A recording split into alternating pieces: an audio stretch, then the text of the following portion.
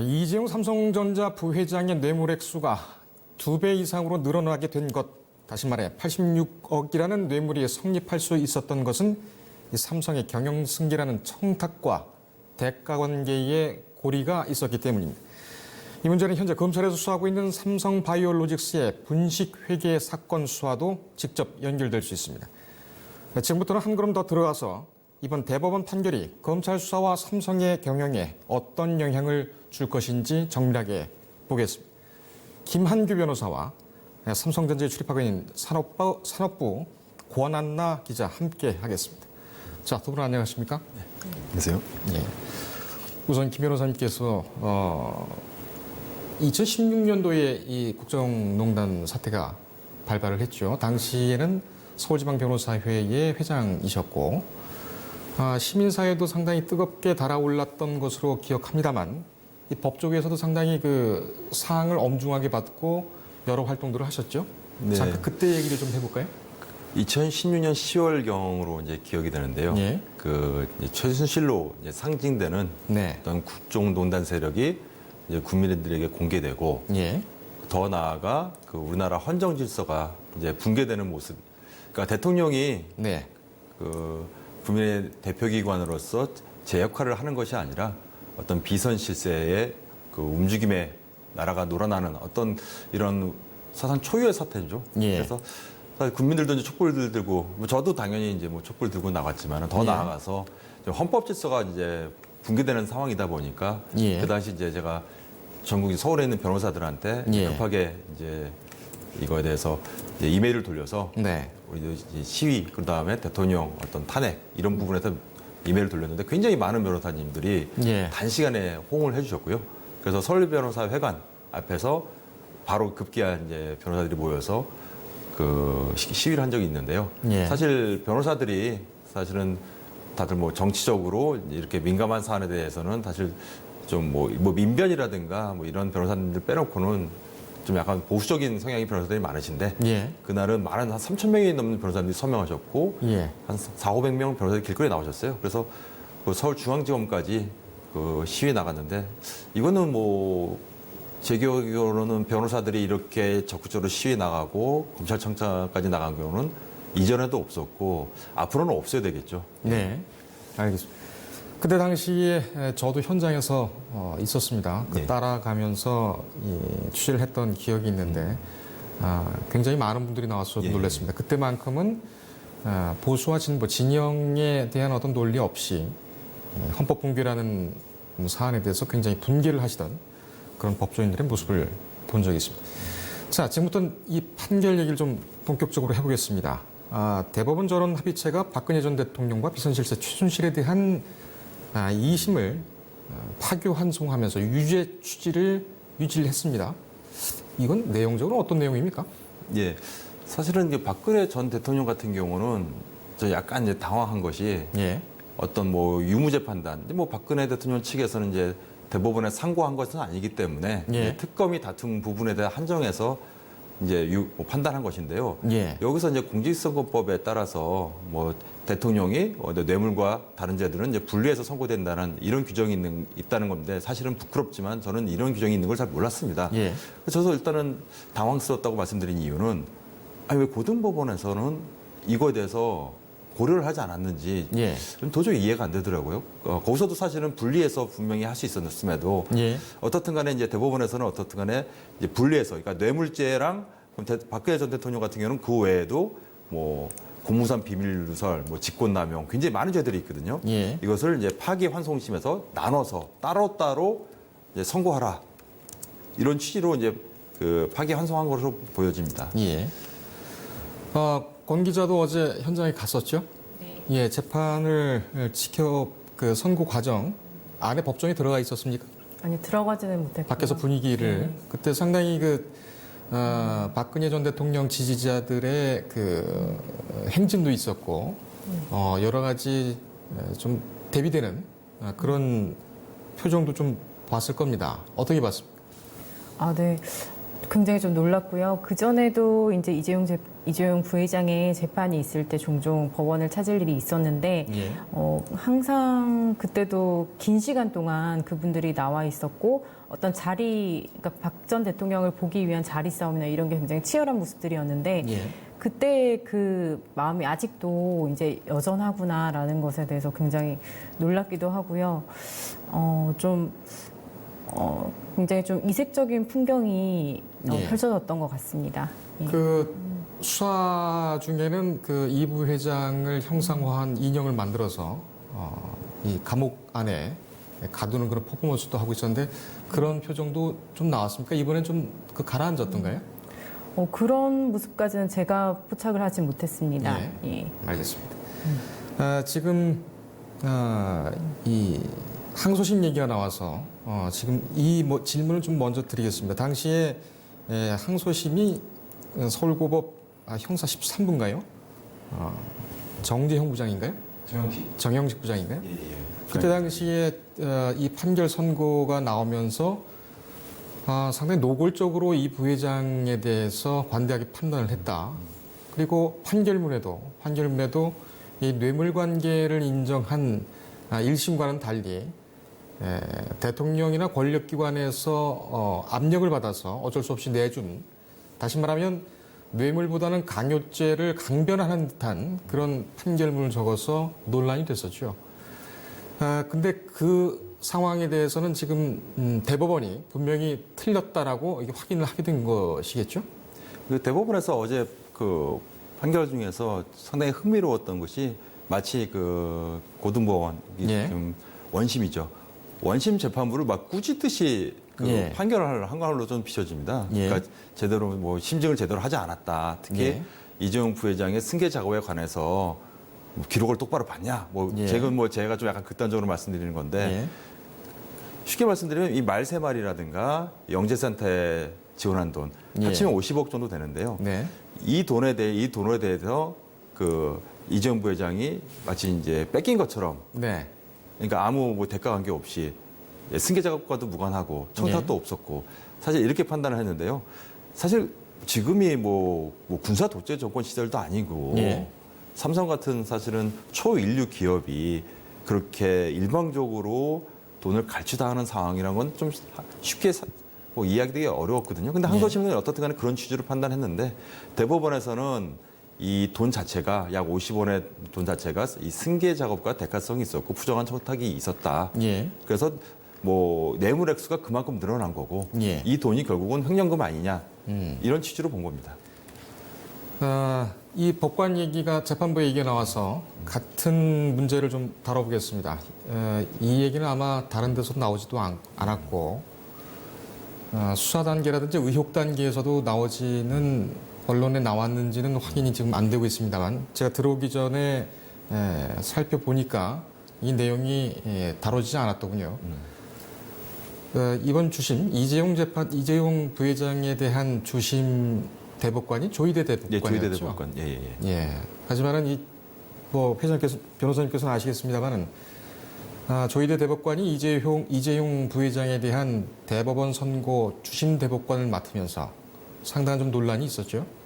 그 논란이라는 것의 어떤 그 의혹 뿌리인즉슨 박영수 특검이 최순실에 대한 압수수색을 했을 때 최순실이 지인 변호사의 추천을 받아서 박근혜 전 대통령에게 대법관 후보를 추천을 했다. 그 대법관 후보가 바로 조희대 대법관이었다. 이런 얘기가 있었습니다. 혹시 기억을 하고 계십니까? 사실 뭐 검증된 사실은 뭐 확인될 수는 없지 않습니까? 예. 이제 그런 의혹들이 제기되었는데 어떻게 보면은 이제 조희대 대법관 입장에서는 더욱더 어떻게 보면 이거는 100년, 200년이 지나도 하나의 현대사의 커다란 장면이고 예. 그 당시 대법원 판결이라든가 검찰 수사가 역사 기록으로 남을 수 있는 사안이기 때문에 예. 그런 논란이 되는 건 본인 더 잘 아실 것 같고요. 예. 그래서 더 꼼꼼하고 공정하고 공정정대하게 기록을 검토하시고 법리 검토를 하고 예. 내리는 어떤 주심 판단으로서 역할을 하신 거 아닌가 이렇게 좀 추측은 됩니다. 예. 그래서 주심 대법관으로 지정이 된 뒤에 상당히 좀 걱정의 소리가 많았습니다. 하지만은 결국 이 재판이 뭐 공정하다면 공정한 걸로 결론이 나면서 결국엔 그것이 다 그 의혹이었고 낭설이었고 가짜 뉴스였다라는 것이 다시 한번 확인되는 그런 기회가 아닌가 또 이렇게 생각이 드네요. 네, 그렇게 저도 그렇게 생각합니다. 예. 자, 그럼 다시 이제 재판 얘기로 들어가서 파기환송으로 들어가게 되면 절차가 어떻게 진행이 됩니까? 일단 그 원래 원심 서울고등법원 재판부가 두 개입니다. 이 예. 박근혜 전 대통령과 이제 최순실을 판단했던 재판부가 있고요. 예. 그 이재용 부회장을 판단했던 재판부가 있는데 이제 서로 다른 부에서 이제 파기환송심을 담당할 텐데요. 예. 결국은 그 논란이 되고 있는 것은 뭐 언제 이 파기환송심 결론이 낼 것인가. 예. 특히 그 관심의 대상은 사실은 이재용 부회장 쪽에 더 높죠. 왜냐하면 사실 뭐 이미 그 박근혜 전 대통령과 그 최순실에 대해서는 대법원에서 어느 정도 유죄 취지로 다 법리 검토를 마친 상태고요. 예. 근데 이재용 부회장 같은 경우는 우리나라의 대표 기업인 삼성을 이끄실 그 기업가고 예. 더 나아가서 지금 뭐 유죄는 어느 정도 정리가 됐지만 과연 실형 선고가 될 것인지 집행유예로 나올 가능성이 있는 건지 예. 이 부분이 커다란 쟁점이 되기 때문에 예. 아마 관심 대상은 아마 이재용 부회장 재판이 아닌가 봅니다. 그렇군요. 그럼 지금 법률심을 끝내고 다시 파기환송이 된 사건이기 때문에 파기환송심에 대한 유무죄 판단이라든가 양형의 결정 이것은 어느 정도 예측이 좀 가능하시겠습니다. 예. 일단 최순실 재판에서 예. 뭐 강요죄 일부 이제 무죄가 나왔는데요. 그 비록 상고는 하지 않았지만은 예. 박근혜 전 대통령도 영향을 미칠 것 같습니다. 근데 박근혜 전 대통령 같은 경우는 분리해서 판결하라고 했었기 때문에 이 분리하지 않고 합쳐서 판결하게 되면 가장 무거운 죄. 이번에도 뭐 특가법상 뇌물죄를 기준으로 해서 죄를 무겁게 한 건데요. 예. 분리해서 하게 되면은 뇌물은 뇌물대로 형량을 정하게 되고 예. 뭐 직권남용과 고문상 비밀누설대로 나누기 때문에 오히려 일부 무죄는 나왔지만은 형이 더 높아질 가능성을 배제할 수 없고요. 예. 그 이재용 부회장 같은 경우는 뇌물 액수가 늘어났습니다. 예. 뭐 뇌물 액수가 늘어났다고 해서 뇌물죄 양형에 법에서는 준 사람 뭐 액수가 늘었다고 뭐 형이 가중되는 건 아니지만 예. 양형에 참작될 가능성은 있고요. 예. 중요한 것은 횡령입니다. 이 횡령 액수가 50억을 횡령. 넘기 때문에 예. 지금 법에서는 최소 5년 이상입니다. 네. 다만 그래도 그 집행유예 가능성은 여전히 그 남아 있죠. 그래서 네. 저는 이재용 부회장께 뭐 측에서는 좀 이 파기환송심 재판 기간 동안은 뭐 희망 고문 기간이 아닌가. 그런가요? 예, 그렇게 좀 보일 가능성도 있습니다. 예. 모두에도 말씀드렸듯이 이번 대법원 선고는 삼성의 그 경영승계 이 문제 때문에 상당히 주목이 됐었습니다. 또 삼성바이오로직스에 대한 분식회계 얘기가 지금 수사가 되고 있기 때문에 앞으로 검찰 수사에 어떤 영향이 있다고 보십니까? 사실 이게 경영권 승계 작업이라고 할 때 사실 가장 큰 의혹의 눈초리를 받는 거는 2015년에 이제 젤모직과 삼성물산의 합병 과정 아니겠습니까? 예. 그리고 이 삼성바이오는 이제 젤모직의 자회사다 보니까 그 당시 이제 젤모직의 가치를 상당히 뻥튀기 해서 예. 그래서 그게 연금공단까지 이어져서 지금 연금공단 이사장이라든가 관련자들도 좀 재판받고 있고 예. 이렇게 다 이어지는 건데요.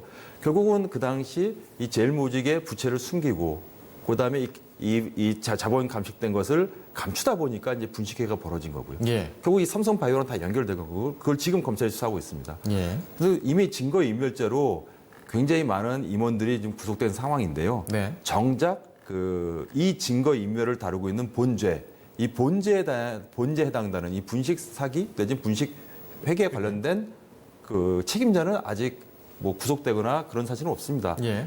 그래서 근데 오늘 어저께 나온 대법원 판결이 이 경영권 승계 작업이었던 대가로 뇌물이 제공된 것이라는 것도 정리했기 때문에 아마 예. 검찰에서는 굉장히 유리한 어떤 패를 들고 있게 된 셈입니다. 예. 그래서 수사가 더 적극적으로 진행될 가능성은 없고요. 다만 그래도 과연 이재용 부회장이 직접적으로 이 분식 회계에도 관련되어 있는 것은 예. 아직은 더 지켜볼 필요가 있다고 봅니다. 그렇군요. 네. 지금부터 삼성 얘기를 좀 해보겠습니다. 취재기자와 함께 해보겠는데 이 삼성 쪽에서는 지금 그 김 변호사께서 말씀하신 것처럼 그런 논리가 그런 사실관계가 혹시 있다고 하더라도 특혜를 받은 적이 없다. 다시 말해서 이 합병 당시에 삼성물산의 합병은 정당한 것이었다, 적법한 것이었다라는 것을 계속 강변을 하고 있지요. 그 삼성 쪽에서는 희망이 있다. 이런 얘기도 좀 나오고 있는 것 같습니다. 그 논거가 어떤 겁니까?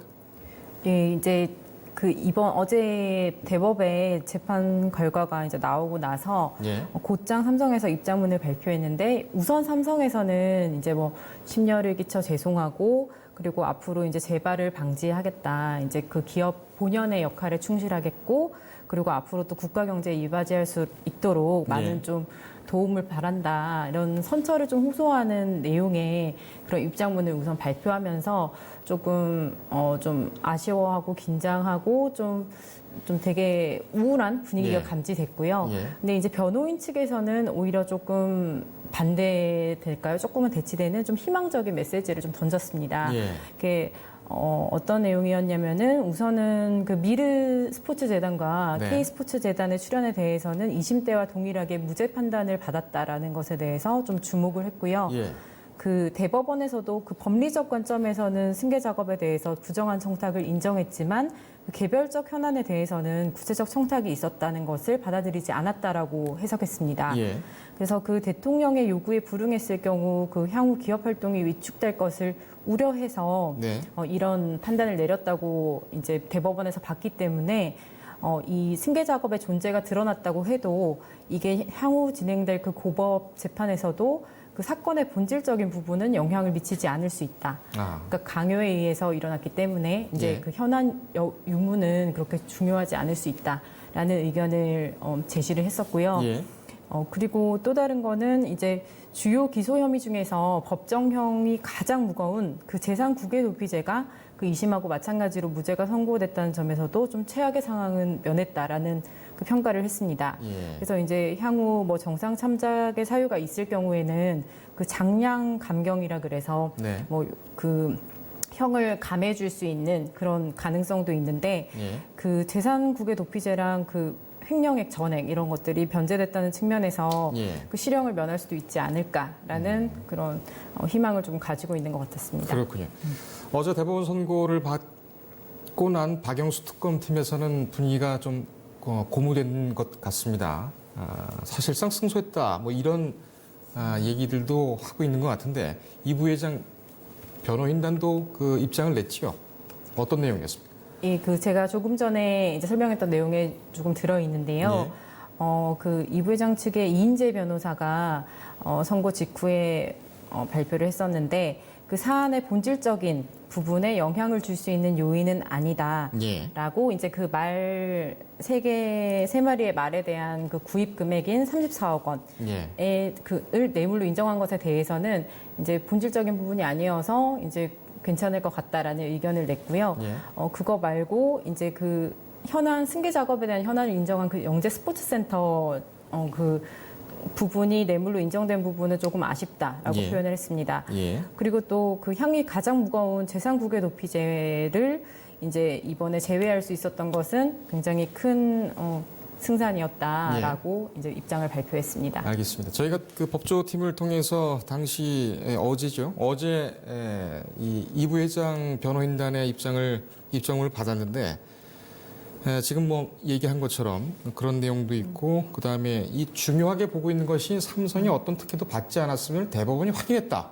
이렇게 해석을 하더군요. 이 부분에 대해서 제가 특검 측에 어떻게 생각하느냐고 물었습니다만 좀 뭐랄까요.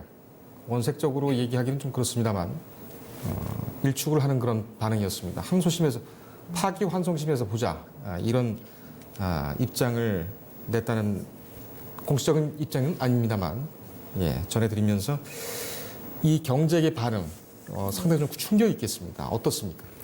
예, 그 이번 선고가 나오자마자 그 경제인 연합회랑 그 한국경영자 총협회 이 두 군데서 논평을 내놨는데요. 불과 그 몇 분 사이에 굉장히 빠른 시간에 반응을 보였습니다. 굉장히 깊은 우려와 안타까움 이런 것들을 좀 표현했는데요. 예. 그 지금 현재 글로벌 무한 경쟁 시대라는 것 그리고 이제 현재 경제계 불확실성이 점차 가중되고 있는 상황 이런 예. 것들을 종합적으로 봤을 때 그 삼성의 경영활동 위축이 향후에 그 개별 기업을 넘어서 한국 경제 전체의 위축을 가져올 수 있다. 예. 이런 게 이제 주요 요지이고요. 그 불확실성이라는 건 구체적으로 어떤 겁니까? 네, 그런 부분들은 그 현재 반도체 시장이나 뭐 디스플레이 시장이 업황이 굉장히 좋지 않습니다. 예. 반도체의 경우에는 뭐 디램과 낸드 가격이 지속적으로 떨어지고 있고, 그리고 디스플레이의 경우 이제 중국과의 경쟁이 좀 심화돼서 예. 역시나 가격이 떨어지고, 또 이제 중국의 값싼 제품들을 선호하는 전 세계 시장의 그 수요가 높아지고 있어서 예. 이제 국내 업체들이 굉장히 어려워지고 있는 상황이고요. 예. 그 외에도 그 미중 무역 전쟁이나 일본의 그 경제 침략 같은 이런 이제 최근 몇 년 사이에 국제 정세가 굉장히 급박하게 흘러가고 있고, 예. 그런 이제 정치적인 이슈들이 이제 산업으로 이제 직결되면서 좀 심각한 타격으로 이어지는 사례가 굉장히 많았다. 네. 이런 점을 좀 지적했고요. 그래서 이런 요인들 때문에 실제로 삼성전자의 그 영업이익이 올해 좀 반토막 났습니다. 예. 그래프가 예. 아직- 예. 그래픽을 좀 띄워주시죠. 준비됐나요? 예, 예, 조금 이따 보겠습니다. 네. 예. 작년에 보면은 15억 6,400만 원, 예. 15조, 그리고 이제 14조, 17조, 10조, 이런 식으로 1, 2, 3, 4분기에 이제 영업이익을 기록했었는데, 예. 올해 같은 경우에는 1분기부터 6조대, 2분기도 6조대, 3, 4분기도 뭐 6조, 7조대 정도의 이제 딱 절반 정도 되는 이제 영업이익이 예상되고 있어서, 이제 뭐 그런 부분들이 이제 전반적인 국가 경제 전체에 좀 위기를 불러올 수 있지 않을까, 뭐 이런 우려들이 나왔습니다. 이런 우려가 있는 반면 이런 우려 때문에 글쎄요, 아까 안정걸 소장은 법원은 법에 따라 판단하는 것이지 경제적인 고려를 하는 것은 아니다, 이렇게 얘기를 했습니다. 법적으로 볼 때는 어떻게 김 변호사님께서는 생각하십니까? 일단 유죄를 전제로 한다면 예.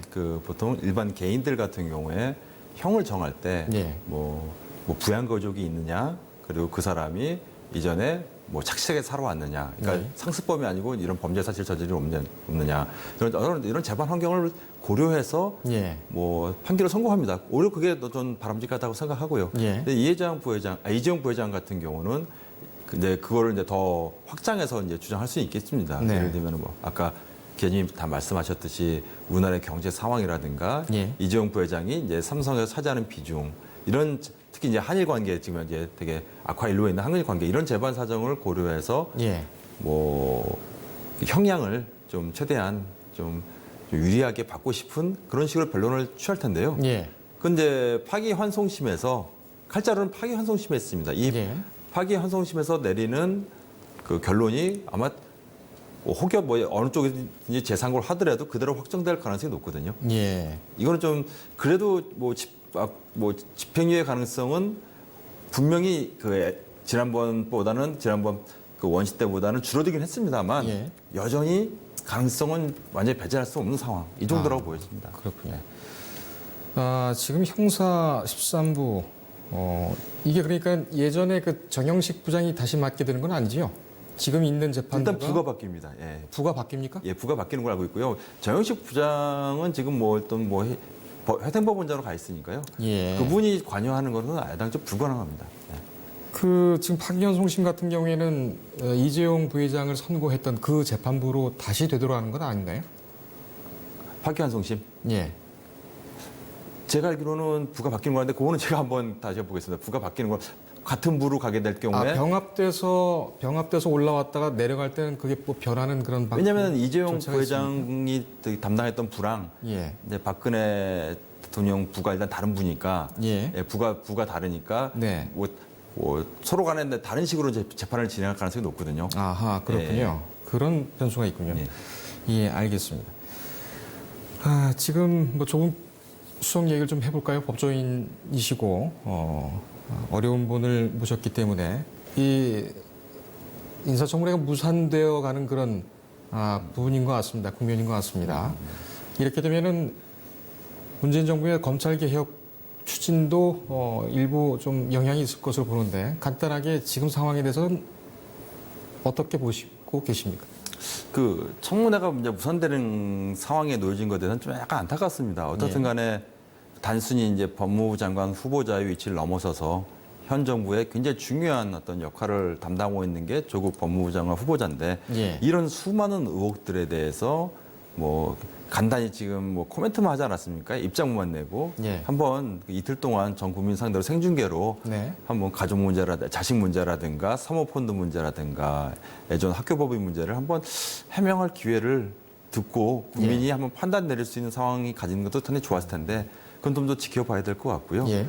만일에 청문회가 열리지 않고 또는 청문회 이후에 여론이 여전히 이제 좀 부정적인 여론이 더 많은 상황에서 예.